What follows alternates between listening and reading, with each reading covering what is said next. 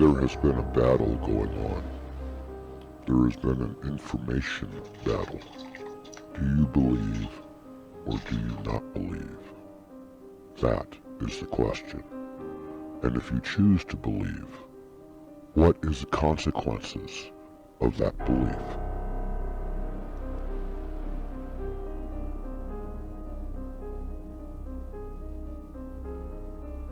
Are you prepared for what the truth may be? Is mankind prepared for what the truth may be?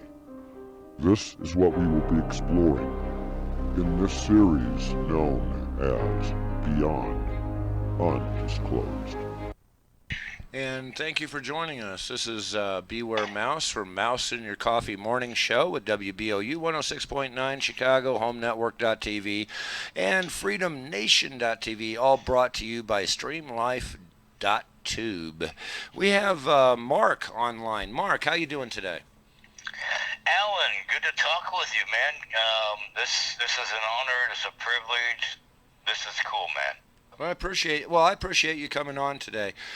We've been having some talk off the air here concerning UFOs, and it got so intense that I think that we ought to be opening with that because we both have a lot to share, and there's a few revelations that I've bumped into that changes a lot of the timelines that the even the common so-called tinfoil hat person has not considered, nor have they found yet. And it does change things drastically. But first of all, have you ever had a personal experience with a UFO yourself? I've never had a personal experience or close encounter of any kind. However, there was one time, I think it was back in the early 1990s. I was hitchhiking from Portland, Oregon, back down to the Salt Lake City area. I was outside of Boise, where the Boise stage stop, truck stop is. All right, like 1, 2 in the morning. I'm standing at the eastbound 84 on ramp, and I'm just looking at the sky, and I know I was tired. It's understandable, you being on the road hitchhiking, but I see some strange movement, stars in the sky, and I was like, I'm thinking to myself, what the hell is this? I mean, I'm just watching and watching. It's like, okay, this is definitely not normal, and so that might be my only strange encounter over the years, but it's something I definitely remember. I've had actually quite a few, and most of them surround one location and one location only, and that was North Dakota. I had a variety of different sightings. Okay. Now you've seen video where they're doing night vision and they wave a laser at them, and all of a sudden the entire sky lights up and stuff like that, right? Yeah, I think I have seen that. That occurred to us twice. One of them I have a witness to that's still around. His name is Tommy. He's actually our engineer in the mornings. So Tommy could vouch that actually happened because it happened right in front of him. I was trying to convince him, yes, there's a lot of activity here, and I just so happened to see one out of the corner of my eye. I looked again. Sure enough, it was a low-moving star. It was low in the altitude. It was, below the normal horizon. So I know it was not, where it belonged. And I hit it with the laser. Sure enough, the entire area, about a half mile around us, lit up just like it was daylight. Wow. And I will love to see that. Well, it scared the willies out of me. I mean, mind you, I did have to have a diaper change afterwards. It was not expected. I mean, it was just matter of fact for me. Yeah, that's it right there. And I did what they call a lasso. I didn't aim it at it. I aimed it and circled it. You know what I mean? And all of a sudden that light come on. It's like, oh my God. I mean, we're dead. we're lunch, whatever it happens to be. You know. I probably would have felt the same way if I saw that. It was like, yeah, I would have loved to see something like that. It's like, Well, this no, I is mean, something I want to see. This you is something I want to encounter. you don't want to literally know what heart stopping means. Believe me, it really was heart stopping. Actually, I do. And I do my want to know feet what heart-stopping my means. feet just Well, simply went especially when out it's from something under like me. that. I was lucky I was standing. But there was other encounters that we had. I thought was just simply playful and funny as heck. Okay, now I was running basically a house for truck drivers. They were working up there in the fields. They would rent rooms and stuff like that. And I was running one of these Right on. houses. And I had told them about the traffic and all the stuff that was going on. And one evening, right at dark, they had started a bonfire away from the house, even away from the front porch light, which is perfect. And I went over there. We were all drinking this, that, and the other thing. And I noticed a light that was coming straight out of the north and going south. It was going to pass right over the house. And I sit there, I pointed, all these guys, I sit there, I pointed to it, and I hit it with the laser too. I lassoed that with the laser. Okay? And about 15 minutes after it went by, I mean, it had to have gone by about 20,000 feet. Okay, but it was there. You could tell it, and you could tell it was not a satellite. It was going on its way. As a matter of fact, when you see those, they look like they're a little bit drunken in the air. They kind of wobble to the like left. 20,000 feet. Oh, that was definitely not an aircraft. Oh no! This here was traveling way too fast. It came off the horizon. This thing, unless it was breaking Mach, and you want to know something, it probably was, but it wasn't leaving a sound. The shockwave. So this was the sound signature. exactly. There was nothing. Okay. So there were several problems. But 15 minutes later, these guys were talking all tough and stuff afterwards. It's like, nah, that had to be something else. This thing came back, and we were on the other side of the house. We were on the north side of the house. So when this thing went south over our heads, it was way above us. But a few minutes later, it came back about 2,000 feet above the house, straight over the house. 2,000 feet altitude? Yes, absolutely. The only thing it was just a rolling white field. It was like a fire that wasn't a fire. It was like a cold fire or something. That's insane. And that's insane. 2,000 feet altitude. Well, it was definitely as long. It was definitely as long as my bus, which is 32 feet. So it may have been 35, 40 feet big, but it was a ball. Holy cow. It was just simply a ball.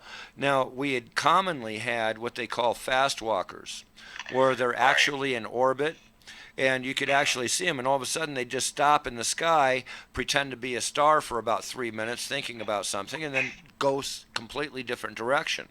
Now, this can be explained by low-altitude spy satellites, but not so bloody many. I mean, we were having 6 or 7 sightings in 20 minutes right after dark, and this was on regular basis when there was no clouds whatsoever in the sky. So how long did this go on for? Several days, several weeks, several months? The entire time I was there. If it was a clear sky at night, right at dark and right before dawn, you would see these things go all over the place. And you could even tell they have a skyway that they pass by. Now, this is near Williston, North Dakota. Near Williston, North Dakota. And it's still further.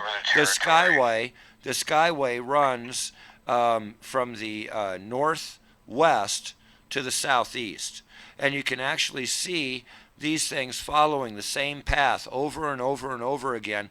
There is no possible way that's a satellite. They do not put satellites going south to northeast. And that's not military either, so that wipes that idea out too.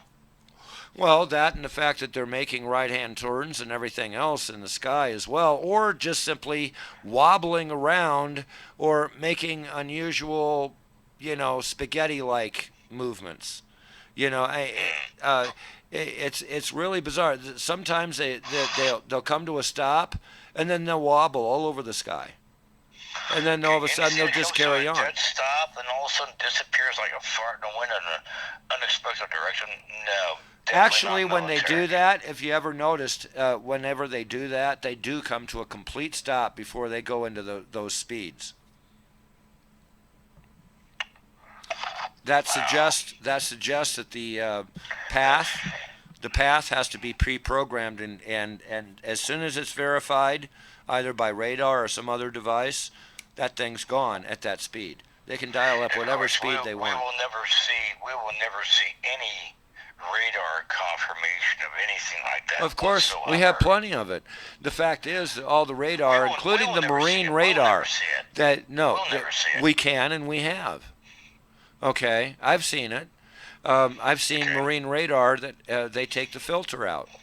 Okay, and it'll tell you what's on the ocean, a little bit under the ocean, and definitely anything above the ocean. Okay, this marine radar. Above the ocean, no, big time. What's his name? There's a filter. Oh. There's a filter in order to blot out certain returns that it won't report it. You remove that filter, I got news for you. You'd see all sorts of traffic 24 hours a day. Yeah, what's some of the recent stuff that was released by the military? This the Tic Tac UFO. That's You know all what I'm talking U.S. about, built. right? There's two explanations for that. They have tested a over the horizon holographic effect using radar. This is actually a device example. If you can trick someone else's radar to believe there's 15 F-16s coming down this way, they're going to direct all their effort in order to stop them rather than the real ones. It's just simply a trick of the radar. Now, they were testing that in part during these military exercises. Now, the same military exercise that they're referring to actually coincides with another military report where the Chinese aircraft came across and all the ships in the convoy lost all power. There was no electrical power in any of them, and they couldn't even open their own doors. There's several doors that are electrically controlled for locks. They couldn't open them. They were actually shut down in the water, dead in the water. And all the equipment just suddenly started working again. So this is combined in the same report as these Tic Tac UFOs, and nobody's made that correlation yet.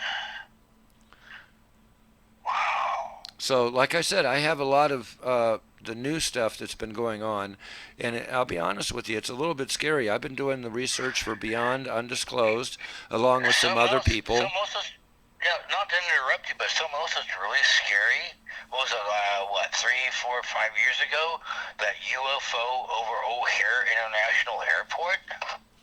Oh, that was just being remember that? that was just plain showing off. That was there was What the hell was what it? it was yes, there are such a thing. Shut the fuck up and do what we tell you, because there was people and visitors at the airport at that time that witnessed that device, and they were there in order to show, yes, we do exist and we're not afraid. The only thing they have to do is deny it and watch it. Go ahead, try to admit that we sit there and showed you some of this equipment, right? Okay, because everyone else denied it even happened. Look at that. Now you're an idiot. And how many people denied the Max Headroom incident happened? Oh, Channel 9? Absolutely. I remember that. And they did the same thing to WTTW Chicago.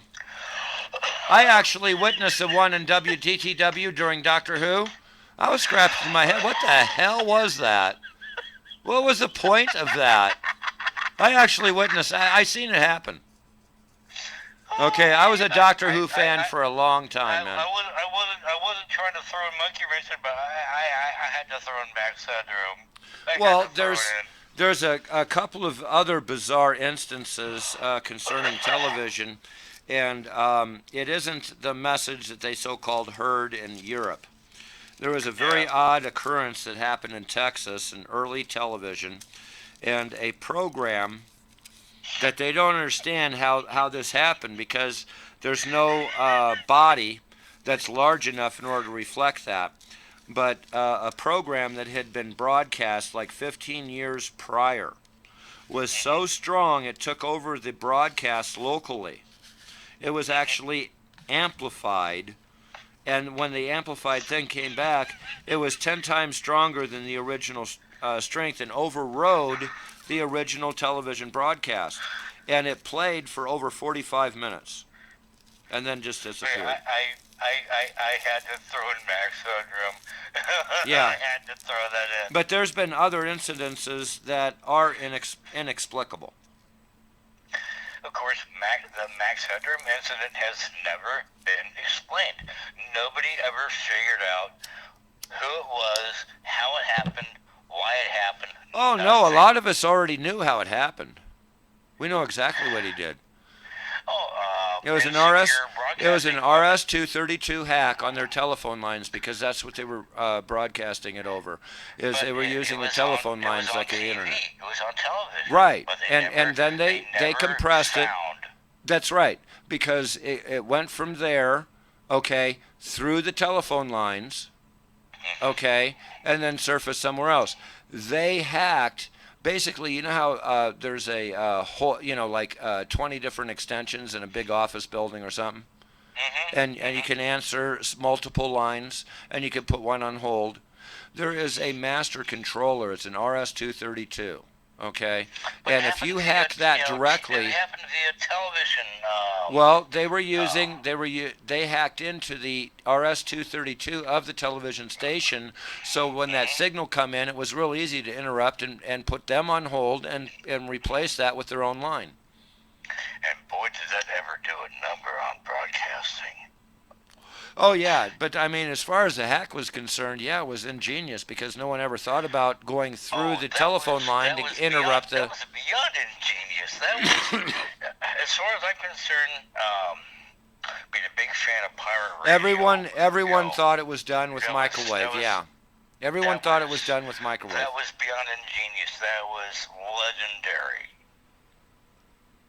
Absolutely. But I remember that, and my legendary. father was a representative and a consultant for the FCC at that time. So he actually knew everything that happened afterwards. You only heard maybe one or two, news stories, and then they archived it on the archive, and we talk about it today. But my father at that time got more than just the one report. So we knew how it was done. I'm sure he got a lot. Yeah. No, we knew how it was done. It was an RS-232 hack. Wow. Okay. Now, speaking of hacks, well, it may or may not be a hack, but let's go back to was it the first week of July, 1947? There you go. You know, a lot of people don't realize that was actually American made. Every bit of it. Now, there was two other accidents that happened at the same time. The other accident may not have been American made, but the Roswell incident definitely was American made. Okay, now, going on the information I have, that was not American made, that was not Russian made, that was not German made, that was not of this earth. That is true, but that you're referring to the wrong crash. When we refer to Roswell, we're talking about the one that they said, it was a weather balloon. It was no weather balloon. Outside but, Corona, New Mexico. Well, there was 3 accidents total. Mac Brazel's ranch. Okay, but the significance here is that the aircraft that was recovered at Roswell, that is so famous, was actually American made. And this is a recent finding. It was uncovered by Howell. Okay, and not her. Oh yeah, actually, she was interviewing somebody else. He was an exobiologist, and what he said was so significant, and he had no emphasis on it. He had no clue. He said this so innocently, it could not have been possibly rehearsed. He explained, he was asked, well, he was asked, that's completely irrelevant. We already know the timeline of the dumbs. And he was asked how these dumbs were made. Well, he already explained that the same huge tunneling machines that they had back in the 40s. Okay, we get such landmarks like the U.S. Space Command and stuff like that. Things built into the side of mountains with 20-foot doors and stuff like that. This is where they come from, and we have had them since World War II. Meaning that these digging machines have been around, but how did they get rid of the slag was the question. Well, it's real easy. They have this bot. Okay, it's an AI. The only thing it does is it goes out and it looks for no movement around it, and it dumps the slag there. NASA Now, actually the developed reason that why this is technology significant, the back in reason, the 40s. well, what I'm saying is the reason why this is significant is 8 months before Roswell, the same description of the Roswell craft dumped slag on a guy near Des Moines, Washington. And when this happened, it killed his dog, it injured him and his boy. But you have to understand, they were not going anywhere. They were anchored in the middle of in the middle of this lagoon. This thing came across. There was no movement under it. It dumped its slag and went on its way, causing this accident. Now, that is the same craft as it was recovered at Roswell. There was 2 other accidents, one of which was from out of this world. Okay, so, all right, we have the Des Moines, Washington sighting. Then we have the Kenneth Arnold sighting. Then we go to Roswell, which Well, again, I mean, take a look at the description. Take a look at the description of the craft itself. I mean, when we look at Roswell, we have this traditional thing that later, I can't remember his name right offhand, but he was Deep Throat back in the day, back in the 70s. It's supposed to have worked. Yeah, Okay, well, whatever his freaking name, I'd rather not say it. I think it's like Beetlejuice. But the thing of it is, he claimed that they had a sports edition. They even had a model that you could buy with REM, a little plastic model you could build, okay, based on his description. There is no way that the description of the craft that was at Roswell was ever recovered to be able to be operational. Not like that. He described the automated dump truck that they had for the slag in order to throw suspicion away from what is actually going on. Right. Okay, so there's a lot of things going on simultaneously. They want to sit there and tell us, but there's no way they can tell us. And at the same time, yeah, people sit there and argue about whether or not we actually went to the moon. Well, the fact is we did go to the moon, and we did fake going to the moon both. Why? Because if we actually landed on the moon, showed you the archaeological finds on the moon, found a Bible that was 30,000 years old instead of 10,000 years old, which the Muslims believe the universe is. The problem with this is, can you imagine the religious upheaval and the accusations the U.S. would have for having manufactured that book? There's no way they could have shown what they found on the moon. It would be beyond insane. They couldn't show it. That's all there is to it. They knew it was there. They had to sit there and cover their butts. So they actually did have somebody blast off and go there. At the same time, they switched to Studio B, which was complete fabrication, which they made in the Arizona desert. Myself personally, I was there at, Canaveral, Cape Canaveral, July 1969. I witnessed that rocket being launched. Big boom. Sending Neil Armstrong and the rest of them to the moon, July 1969. I saw that myself. A few days later, 3, 4, 5 days later, I saw them. I saw those astronauts landing on the moon. Well, let me explain something to you. There is a severe mixture. I might have been 2 years old. Listen, barely 2 years old at the time. No, I was old enough in order to remember, and we also had a ham radio. We actually heard Neil Armstrong freak out. But I mean, that's a story by itself, and there's enough people that know about him saying they're here, they're over by that ridge, and they're slowly moving away from us. Okay, so I would love to hear a recording of that. there was in existence for a long time, and it surfaced a few times, but it doesn't last very long on the internet. Yeah, no surprise. So at any rate, I mean, it's like the Mona Lisa. They claim that they canceled 18, 19, and 20. Okay, and the last trip was 17, right? Which trip were we talking about? Apollo.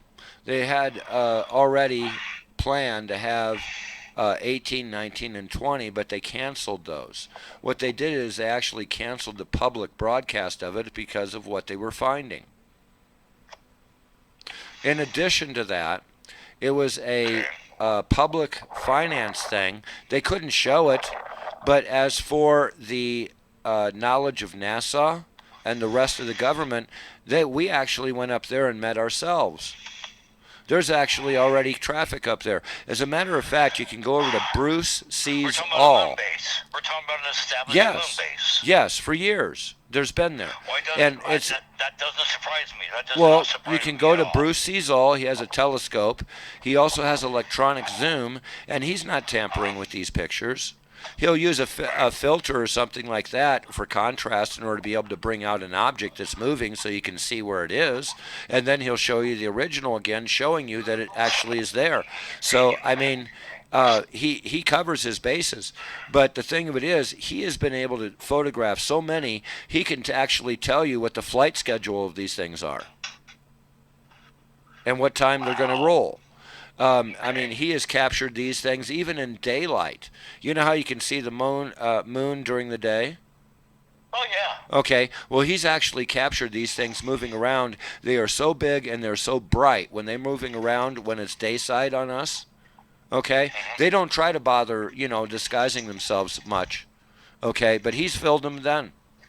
These things are huge. And, the evidence is continuously mounting up. We have so many affidavits. In any court of law, we could actually walk in and prove that UFOs exist. The one thing that we cannot prove is the definition of UFO. It's right. That is the definition of UFO. So then we have to sit there and go beyond that logic and start assigning responsibility for those that are actually building these things and who are not, and who are actually visitors. Are these craft city-sized? Are they country-sized? Some of them are. What? The one that flew across the lights in Phoenix, the Phoenix lights, that was definitely out of the Skunk Works. I remember Right. That was how big it was. That's how big we're making them. And these boomerangs. Now, mind you, there was sightings of these boomerangs. The same thing that was seen in the Phoenix. That was actually, if you look toward the sun, blot out the sun. A lot of times you'll be able to see these boomerangs hanging around the corona of the sun in order to hide from us. And they've been there for a long time. Those things were being photographed in,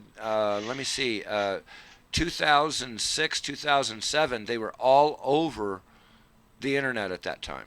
It was almost a fad. Everyone could do it, and didn't matter where you were on the planet. You just blotted out the sun and photographed the corona, and sure enough, they appeared every time. Hey, apparently,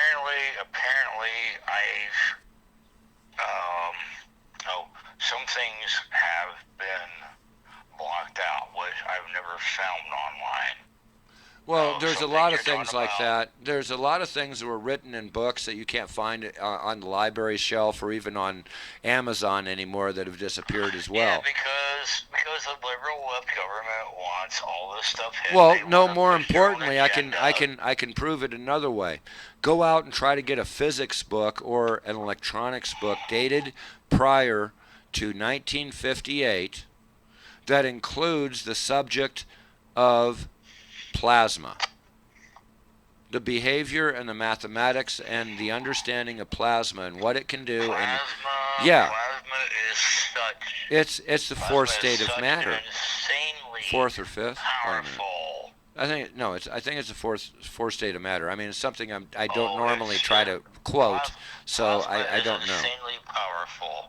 But the thing of it is, I know that. but You the know thing is, that. they do not teach that. They teach everything else. They'll teach you all the other ones, but Oh, not that. plasma. Oh, And plasma comes out of your arms. No, plasma comes from everywhere. oh yeah, no, everything is surrounded by a field of plasma.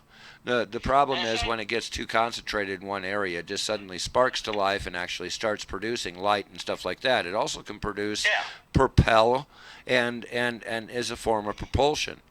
Okay, Oh, so plasma is a form of propulsion. absolutely. It's like, all right. What was it? Well, I can prove that 10 years. by Was a it 10 satellite years you're very ago? familiar with, Voyager. Oh, Voyager yeah. satellite is propelled by plasma propulsion. What was It's it? called 10 years ago, 15 electrogravitics. years ago, some scientists over in Europe, I think it was at Norway or Sweden, figured out this whole beam me up Scotty thing. They figured out how to teleport a Oh, small object you're from one talking side of about the lab to the other. quantum. You're talking about quantum entanglement, which leads to the ability. Yeah. Yeah, actually, the quantum entanglement is a little bit more important than that. That's where they actually began making what is referred to as a quantum But yeah, computer. but yeah, they figured out how to teleport an object, a small coin, from one side of the laboratory to the other. Now, using the same technology, and since we have such, I mean, the only thing they had to do is find the effect. Using the same technology, they can sit there and scan any computer in the world and read every Mm-hmm. bit of your contents of your hard drive instantly.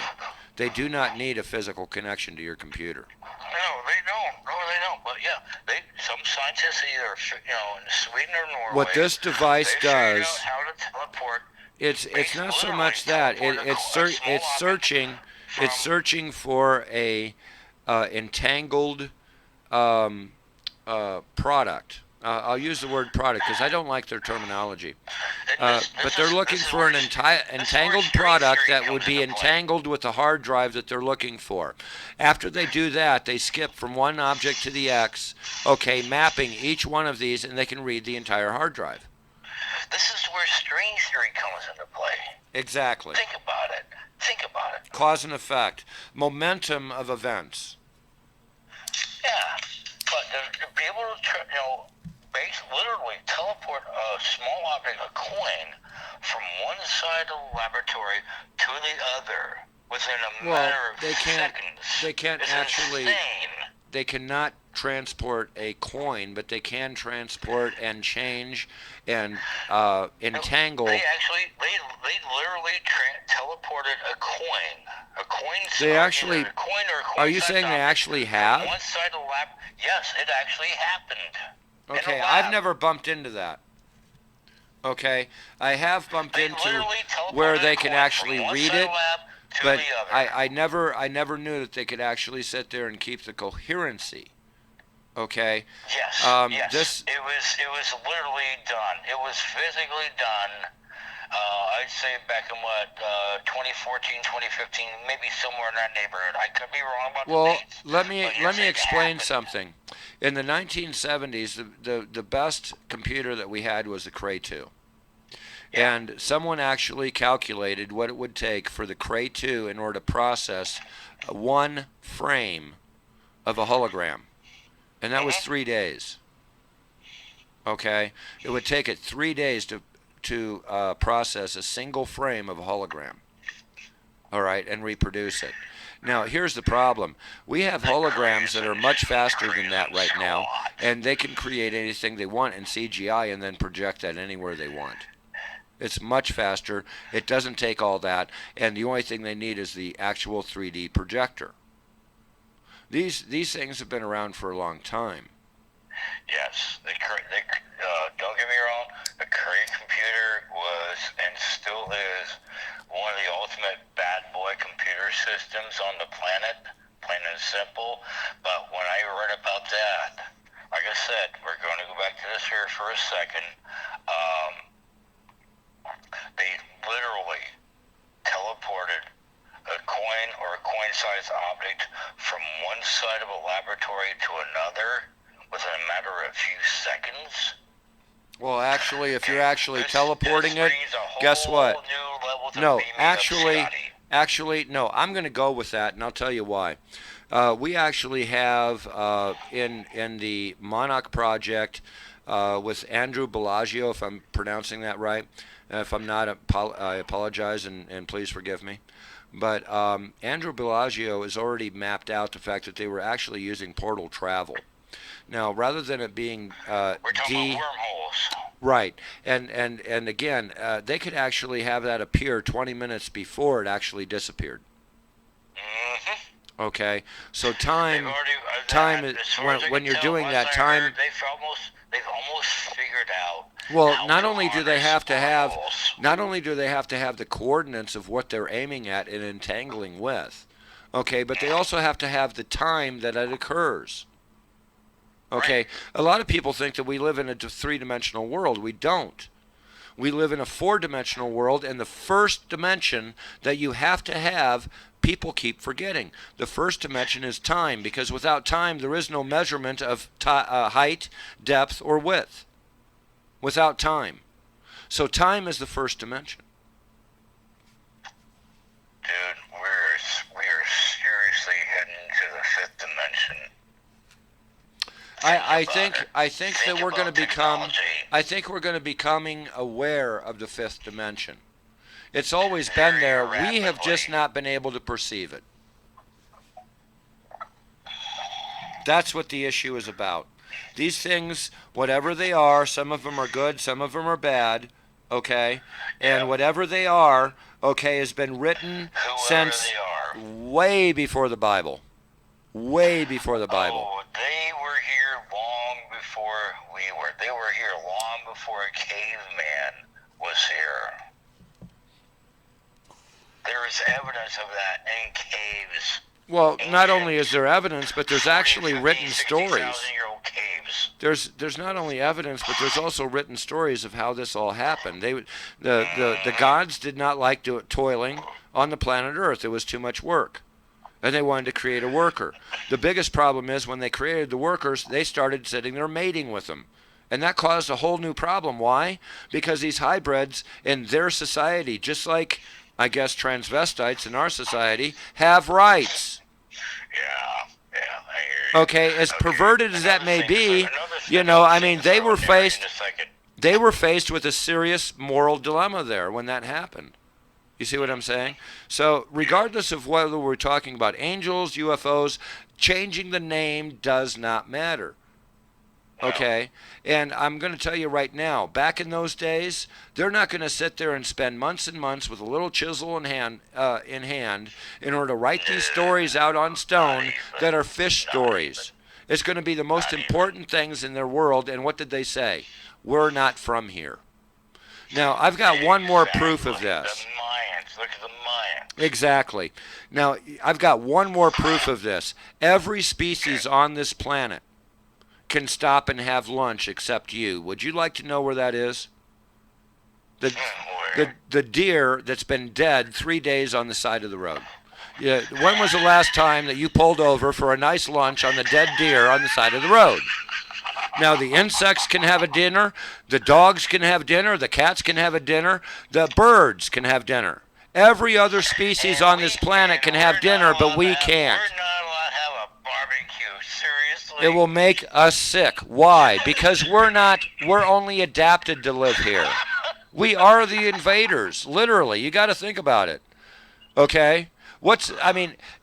Do we really have a chance to go to Venus and survive any more than about 20 seconds after our spacesuit is melted off of us from the atmosphere? But if we found and survived several days, just a second. Damn sure go to Venus. If we found a life form, that we can sit there and bring up a little bit and maybe even tamper with, so shiny things are important to them. All right. Let's go on a whole new. What I'm saying is, you can't take over. We can't take over Venus, even if we wanted to. We couldn't have a war there. There's no way for us to survive. But whatever living there, they can survive. So how are you going to sit there and get gold from the surface of Venus? You're going to have to convince the natives in order to give it to you. I have a question for you. This is totally serious. I have a question for you, our listeners, scientific evidence. Do you or do you not believe life on Earth originated on Mars? Do I believe life on Earth originated where? From Mars. No, that's not even the way the things. We already had indigenous carbon life base here. There is a reason. Let me answer your question. Listen to me. Let me answer your question.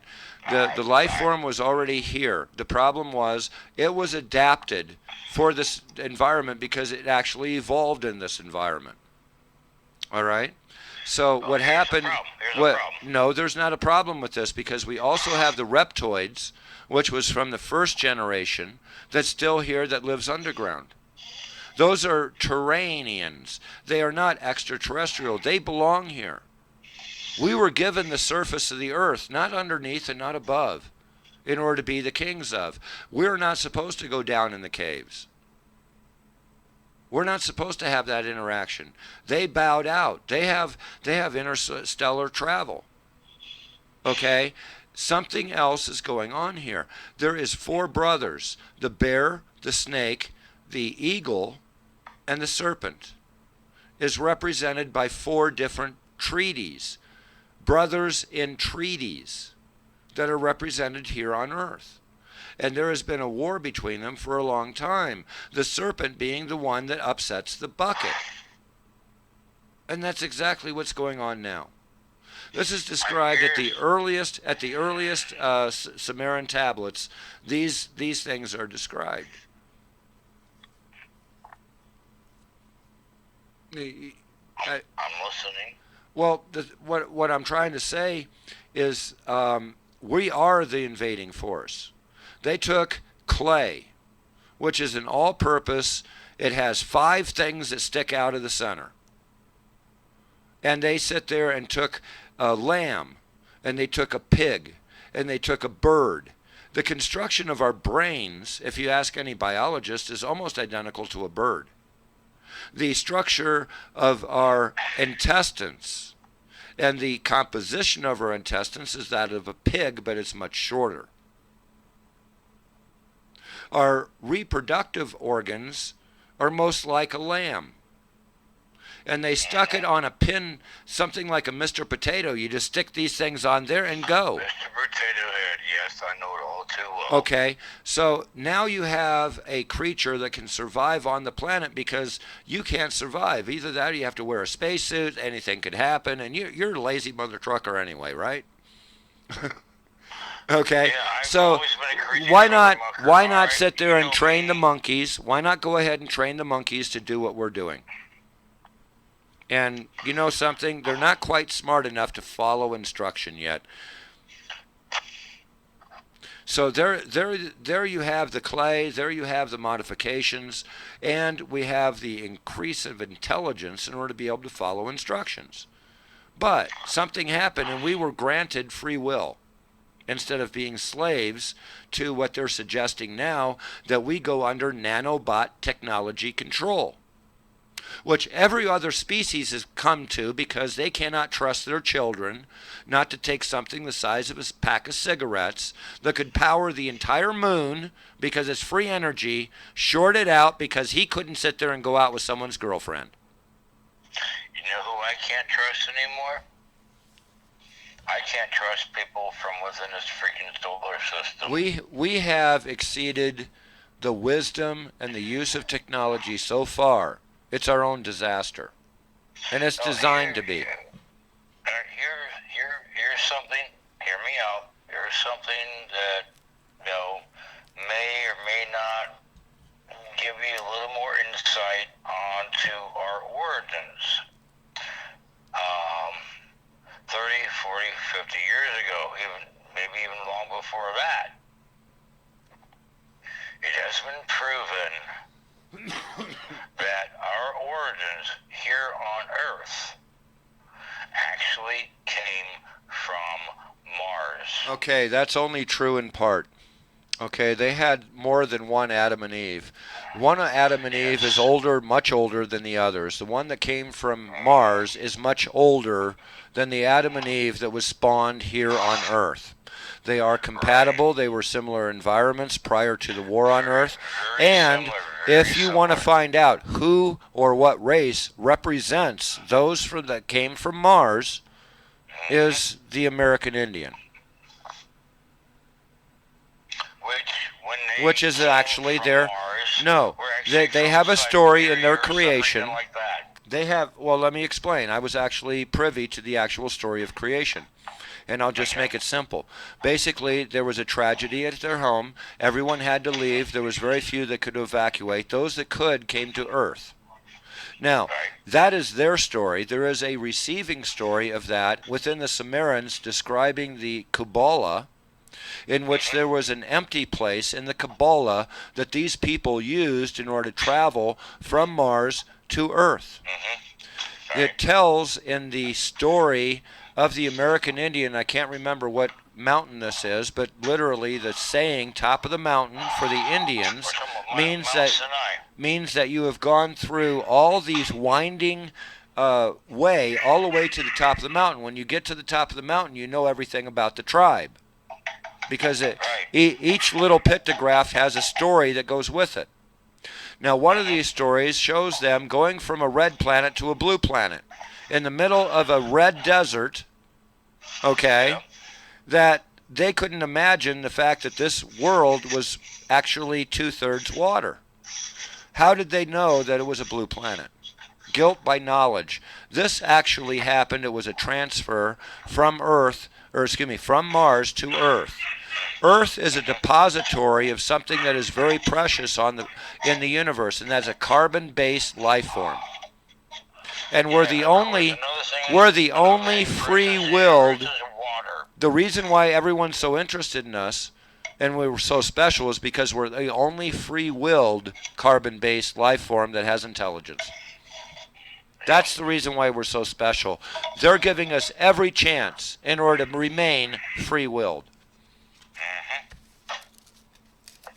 That's the Linda Moulton Howe, Stephen Greer, all of these people, they know what I just told you. That's the test.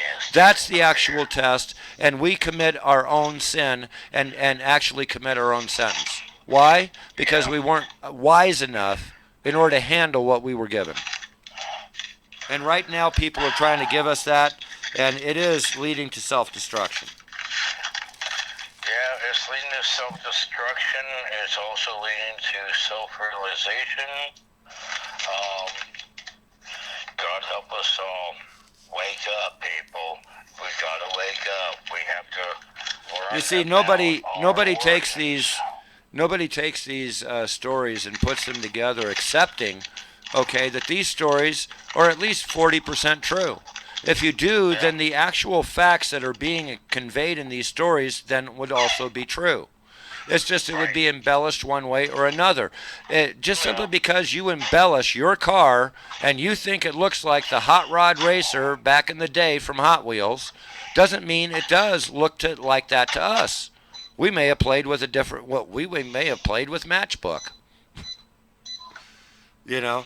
So the thing of it is, these misimpressions are repeated over and over again, and they're too easy in order to disprove. So the only thing that we're left with all these affidavits, the photographic evidence, the absolute desperation of the U.S. government to deny their existence until just recently, adds up. It adds up. What can it add up to? What we've been talking about and forbidden to sit there and compare one event to the other. And what event is that? The UFOs as described in the Bible, as described in the ancient text. We have forbidden technology, we have forbidden knowledge, we have forbidden this, forbidden that. Am I right, am I wrong? Oh, no, you couldn't be any more right. If you were any more right, you'd be left.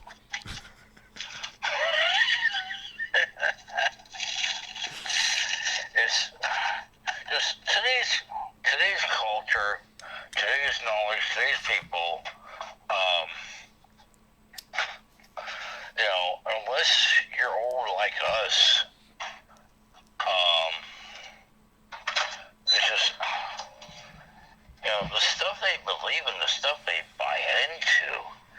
like I said, these it blows technologies, my mind. these technologies have been around for so long. Okay, Yep. I can trace them back to the 1800s, the late 1800s, and I don't think we covered this yet, but basically there's a photograph taken somewhere in the 1800s, right at the end, that shows a UFO right dead center of Main Street as a photographer is taking it. The problem is, how did this photograph happen? And there's other photographs that, for some reason, when this photographer that is using these amazingly long exposures, I mean, we're talking about anywhere from 10 seconds to 30 seconds for an exposure, depending on how much light there is, including. Which is unheard of back in the day. Exactly. So, I mean, and this guy was paid in order to go to this place, point the camera that direction, and take a photograph exactly at this time. There's too many photographs that are like that. Yeah. Very similar. That actually sounds Very like similar. Staged. No, that exactly, because what they did is they sit there. They couldn't tell other professors that they ever built this or actually did it. They could brag about it, but how? Okay, well, what they did is they paid a photographer to go stand there and point it in that direction, and at 2 o'clock take a picture. At 2 o'clock they flew their device into that picture, so they had proof that they had actually built one. This is explainable. This is human behavior. This is where it started, and this was the elite in the universities that would later be the ones that would suppress that information, because they knew it worked, and they couldn't sit there and have that kind of energy and free energy to the general public, because it could actually blow up and remove all of Kansas. Yeah, no doubt. You know, we cannot be trusted with these types of free energy devices. No, we can't. I mean, hell, we can go all the way back to.